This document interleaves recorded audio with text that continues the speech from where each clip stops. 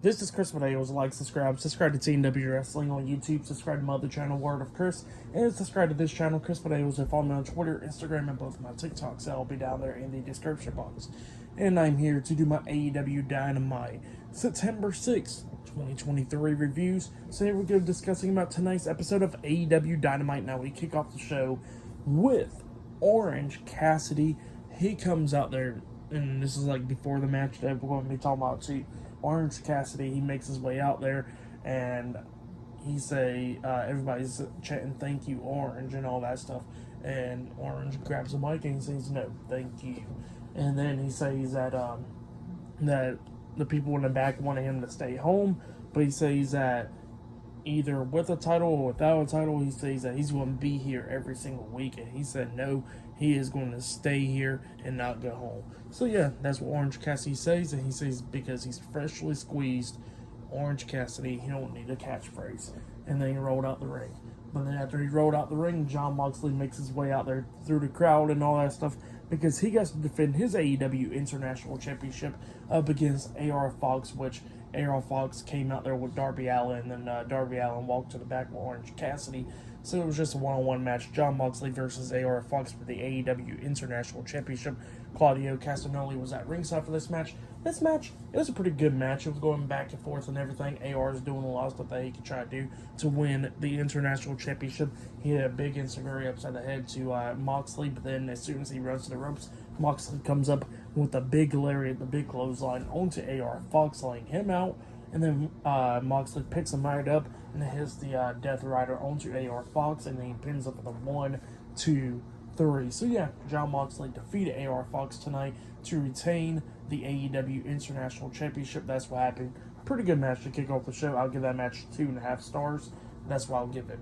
But then, after the match ended, Darby Allin's out there checking on him. Because Darby Allin was watching this match with Nick Wayne backstage. Later on tonight, they got a match in the tournament.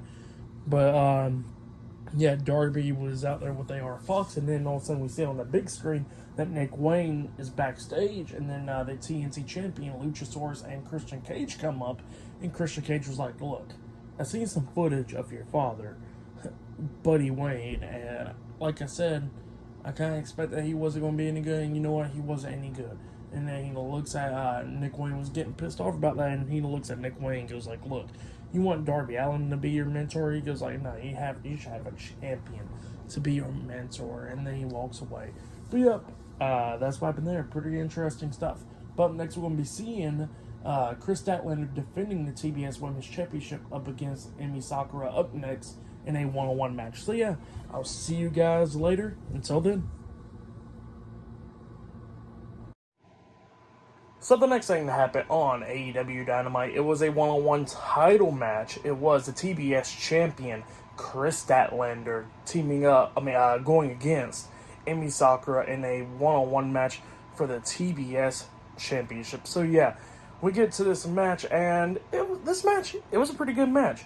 It was going back and forth and everything. Emi Sakura was doing her best to beat Kris Statlander, like she threw her against the steel steps and hit a crossbody onto her in the steel steps, which was pretty nice. At one point, Kris Statlander was standing on the ring apron. She ran and like how some people will run and do like a spear. She did pretty much like a little suicide dive through the ropes while Kris Statlander was on the ring apron and smacked her off the apron, which was pretty nice and stuff. Emi Sakura looked like she was about to win a few times. She hit that backbreaker at one point, but she only got a 2 count, barely getting a 2 count. But then eventually, Kris Statlander comes up, hitting a discus clothesline onto Emi Sakura, and then she lifts her up, hitting her finish move, that like a tombstone power driver type finish move. I don't know what you call it because I always forget the name of it. But yeah, she hits that right onto Emi Sakura, and then she pins her for the 1, 2, 3, picking up the win, defeating her, and retaining the TBS championship. That's what happened. Great match. If you have yet, go check out that match. That match was pretty fun and short and all that stuff. I'll give it 2.5 stars. That's why I'll give it. I think there was a few botches or whatever, but it wasn't like bad. But yeah, still a pretty good match. Still interested in seeing what Kris Statlander's reign as TBS champion will go to. Maybe Ruby Soho will win it eventually after her feud with Toni Storm, maybe. But yeah, we'll see. But next, it'll be a tag team match. It'll be Chris Jericho and Sammy Guevara taking on Aussie Open in a tag team match. I think Don Callis is coming out there as well. But yeah, that match is up next. So yeah, I'll see you guys later. Until then. So the next thing that happened on AEW Dynamite, it was a tag team match. It was Chris Jericho and Sammy Guevara versus Kyle Fletcher and Mark Davis, Aussie Open, in a tag team match. And this match, it was a pretty good match. I liked it. These two teams just throwing it all out there in the ring. Don Callis was on commentary for this match. And this match, it was a damn pretty good one. Jericho's jumping over the top rope with a crossbody onto Aussie Open. Sammy Guevara always doing his thing as well. A few times it looked like Aussie Open was going to win this match. Like at one point they threw Jericho into the ring, and then they hit their tag team finish move onto Jericho, where Mark Davis lifts up Jericho on his shoulders, like in a power slam position. And then Kyle Fletcher climbs up the second turnbuckle. He jumps off with the cutter onto Chris Jericho. Fletcher pins Jericho. 1, 2. Jericho barely kicking out. Jericho still got some fight in him. Jericho's doing a few things to try to beat down Kyle Fletcher in this match. Mark Davis trying to interfere, but Mark Davis got knocked out of the ring. Sammy Guevara pops up with a ring apron at one point, and Jericho was, trying to hit Kyle Fletcher, but he accidentally hit Sammy Guevara, knocking him off the ring apron by accident.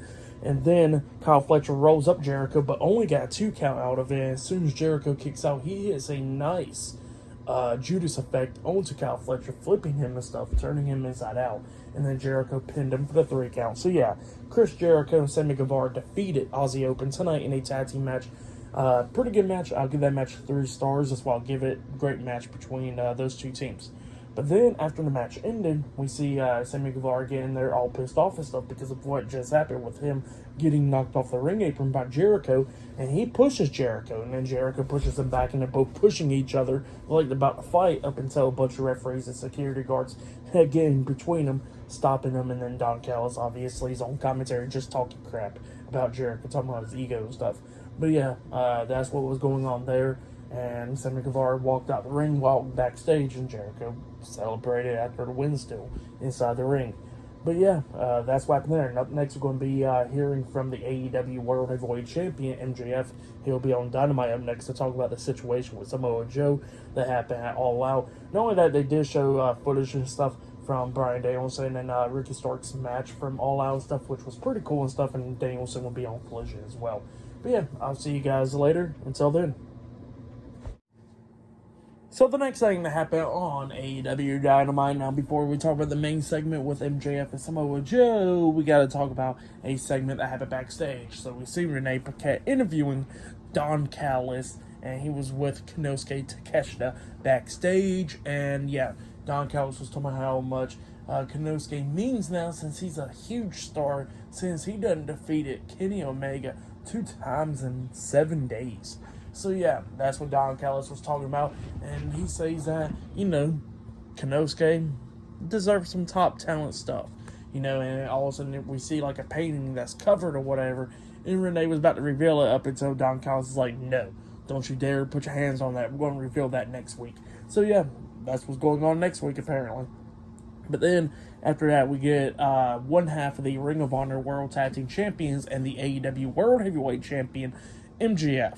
He makes his way out there to the ring, and he gets a few things to say. At first, he starts talking about the Grand Slam tournament, talking about how anybody that, whoever wins the Grand Slam tournament gets a shot against him for the AEW World Heavyweight Championship on September 20th at AEW Dynamite Grand Slam, and he says that he'll still walk out as the AEW World Heavyweight Champion. That's what he was saying. But then he says that he got one more issue to talk about, and that was about All Out.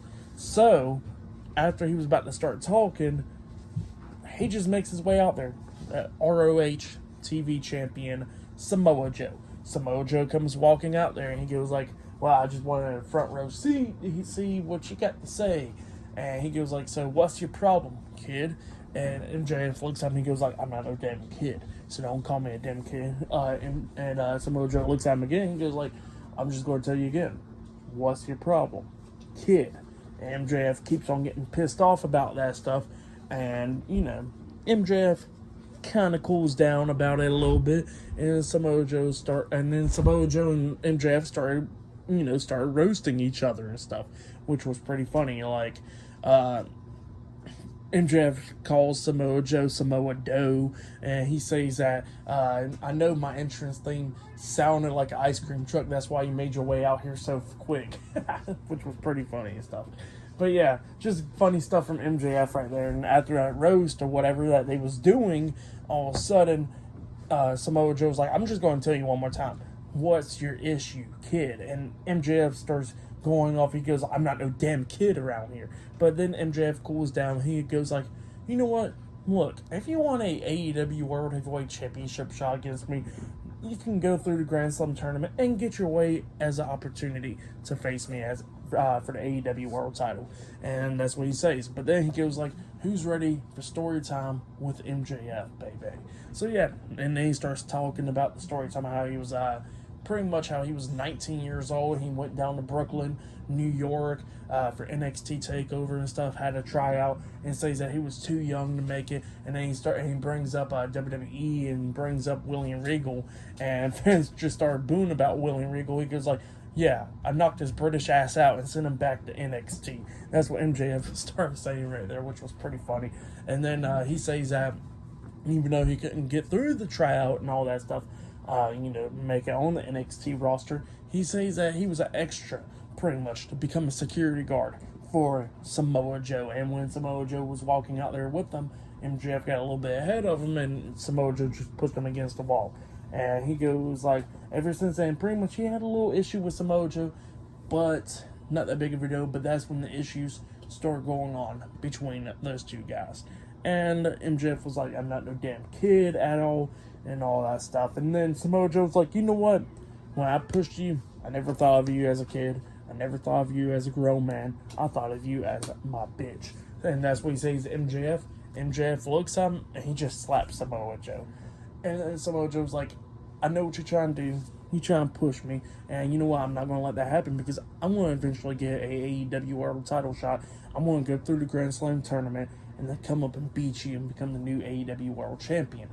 And then Samoa Joe was like, I'll just let you out of this ring right now. And MJF starts walking out the ring. He walks through the second rope, and while he's in the middle of the second rope, Samoa Joe comes up and kicks the ropes, pretty much hurting MJF's nuts. And then Samoa Joe starts stomping on him and everything, and takes off the AEW World title and starts raising it up high over his head. And then MJF comes up, hitting a low blow onto Samoa Joe and starts beating down Samoa Joe, has him in the corner, and then he runs to Samoa Joe, but Samoa Joe lifts him up, hitting a Uranagi slam onto him, hurting his neck in the process, hurting MJF's neck in the process. He grabs MJF, sets him up on the turnbuckles, about to hit the muscle buster onto him, up until Adam Cole runs down to the ring.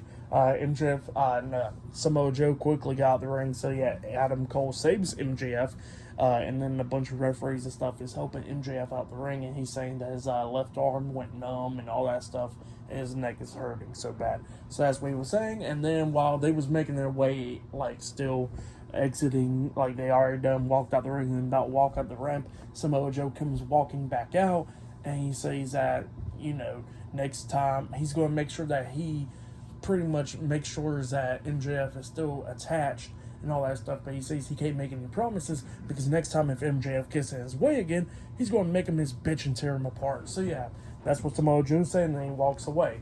And then we see Adam Cole and MJF walking up the ramp and everything, up until Roderick Strong and Matt Taven and Mike Bennett, the Kingdom, comes walking out. And pretty much the Kingdom was like, how about Roderick Strong? How about his neck and all that? And Adam Cole was like, look, he's perfectly fine. And look at MJF, he's in worse condition. And they walk off and stuff. So yeah, they still got their issues going on right there. But yeah, pretty good stuff. I really liked it. That was a great segment. That's probably going to be segment of the night right there. But up next, we're going to be talking about a match. Roderick Strong versus Trent Beretta 1-on-1 in the Grand Slam tournament. That match will be happening up next. And yeah, the Kingdom was wearing t-shirts that said Neck Strong, which was pretty funny, talking about Roderick Strong's neck and stuff. Funny stuff though. But yeah, I'll see you guys later. Until then. So the next thing that happened on AEW Dynamite, it was a one-on-one match. It was Roderick Strong with Matt Taven and Mike Bennett, the Kingdom, versus Trent Beretta with Chuck Taylor at ringside, best friends, in a one-on-one match. So yeah, Roderick Strong versus Trent Beretta one-on-one in the first round of the Grand Slam tournament.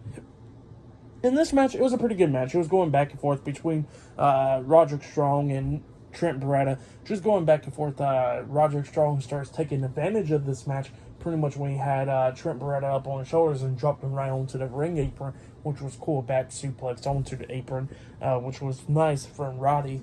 And Roddy was just doing anything to beat down Trent Beretta. Like at one point, Trent Beretta had him up on his shoulders about to hit his finishing move, trying to hit Strong Zero onto him, but Roderick Strong fought out of that, kicked him away and all that stuff. And then he runs to the ropes and comes back with that one-leg drop kick type move onto Trent. He pins him, but Trent kicks out at 2.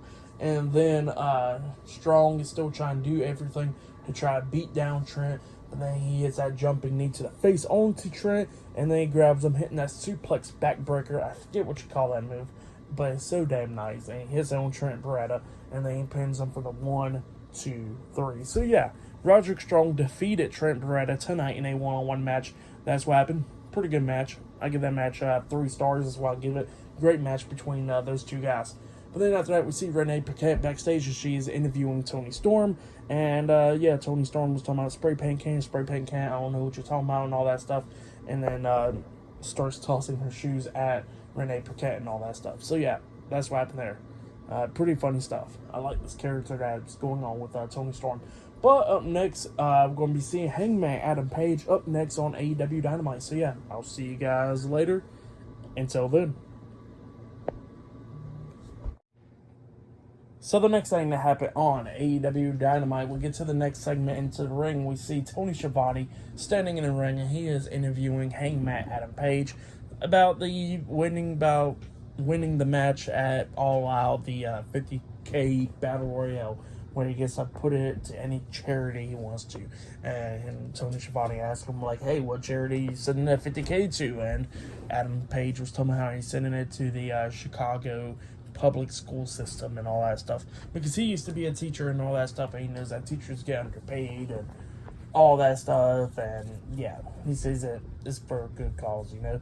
But yeah, then he gets interrupted by Swerve Strickland and Prince Nana. Swerve comes out there and goes like, I've been in the coffin for like 2 weeks, and you know, it just does some strange stuff to him, man, which was pretty funny right there. And then Swerve starts talking about Adam Page, how Adam Page got all lenient now, like laid back and everything, since he's been with the Elite and all that stuff, and he's been at AEW since the very beginning. And he says, you know, he's a former world champion and all that stuff, but he says, what's new about Adam Page? Nothing.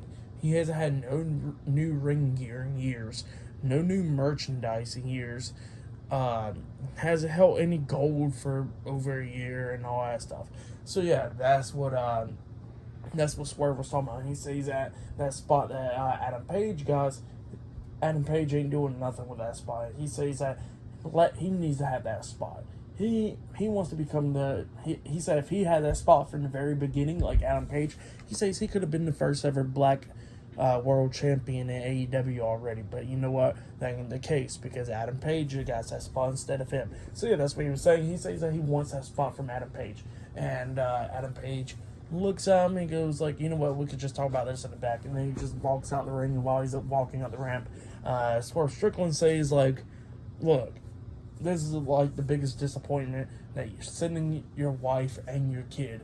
Look at you now. And then all of a sudden Adam Page gets pissed off about that. He gets in the ring about to go fight Swerve Strickland, up until Brian Cage comes up from behind, hitting a clothesline to the back of the head onto Adam Page, laying him out. And then he picks him up, hitting a powerbomb onto him, and then hits him with his finisher move, that frontwards Falconero suplex type move onto Adam Page, laying him out. And then Swerve Strickland and Brian Cage will stand it tall. But yep, that's what happened there. Pretty good segment. Can't wait for that feud to start between Swerve Strickland and Adam Page right there. But up next, it will be Darby Allin versus Nick Wayne in a one-on-one match in the main event. So yeah, see you guys later. Until then. So the next thing that happened on AEW Dynamite, it was the main event. It was Darby Allin versus Nick Wayne, 1-on-1 in the first round of the Grand Slam tournament. So yeah, we'll get to the match. The match is going on and everything, and during this match, all of a sudden, the TNT champion Luchasaurus and Christian Cage makes their way out there, but they're staying at commentary for this match. So yeah, they're doing commentary on this match and everything. Christian's being funny as hell on commentary and all that stuff. During this match, Nick Wayne's just punching Darby Allin like elbows to the face or whatever. And then at one point, Darby grabs the mic and says, "How about you hit me harder, because that ain't gonna work." And then Nick Wayne just decides to hit a super kick onto him. Hit him pretty hard. And then he pins him, but Darby kicks out too. Then they was doing some cool spots and stuff, like Nick Wayne knocked Darby outside of the ring, and Darby was on the floor up until Nick Wayne climbed up the top turnbuckle and jumped off with a frog splash onto Darby Allin outside the ring, which was pretty cool. And then they get into the ring while they're on the top turnbuckle. Nick Wayne's trying to hit a RKO onto him, the cutter onto Darby Allin off the top turnbuckle, but Darby held onto the ropes and Nick Wayne just crashed and burned inside the ring. And then they started rolling each other up for pins and everything, but both of them kept on kicking out too, up until Darby tried to roll up Nick Wayne, but he only got a 2 count, but then he turned it into like a submission move, where he gets his head trapped in between his legs and got his arms pulled all the way up and stuff behind his back, and just started pulling them together and all that stuff, and then he starts stomping on Nick Wayne's head, the back of his head, and all that stuff, making Nick Wayne tap out. So yeah, Darby Allin defeated Nick Wayne in the first round of the Grand Slam tournament. That's what happens. So Darby Allin advances in the tournament. Great match though. I really like that. I'll give that match 3 stars. That's what I'll give it. Great match between those two guys. Match of the night, I gotta say, is probably that tag team match with Jericho and them, or Roderick Strong and Trent Beretta. That match was a pretty good match. Best segment, obviously, MJF and Samoa Joe. For tonight's AEW Dynamite, I'll give it 7.5 stars. That's why I'll give it a pretty good episode. But yeah, that has been my AEW Dynamite reviews. Like, subscribe to TNW Wrestling on YouTube, subscribe to my other channel, Word of Chris, and subscribe to this channel, Chris Medeiros. Follow me on Twitter, Instagram, and both of my TikToks. That will be down there in the description box. And I'll see you guys later for this Friday Night SmackDown reviews. See you guys later. Until then.